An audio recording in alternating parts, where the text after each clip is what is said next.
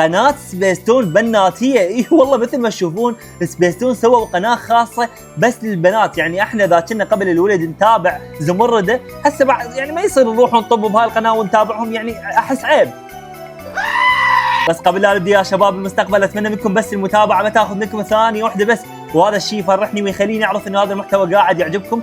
اتمنى بس المتابعه وبس. اذا انت كنت من شباب المستقبل، يعني هسه انت حاليا كبرت، فلازم تشرب مشروب طاقه منصور سامي اللي صار حاليا متوفر بالاسواق وغير صالح للاطفال. انا اكثر شيء احبه بكل حياتي هي سبيستون، يعني من كنت صغير لحد ما كبرت واني اتابع هاي القناه الخرافيه، وخاصه اغاني الطفوله اموت عليهن. فهسه للاسف سووا قناه خاصه بس للبنات سموها سبيستون مام، وهذا الحساب طالع قدامكم. ليش ما سوونا احنا الزلم والولد ما ادري، يعني صراحه اتمنى لو يسوون قناه خاصه بينا احنا، مثلا كوكب اكشن، كوكب المغامرات، هذا خاص بينا، وانت بكوكب زمرده روح نعيش بيه، روح نحلم بيه انت وفلونه، وذن البنات السندريلا.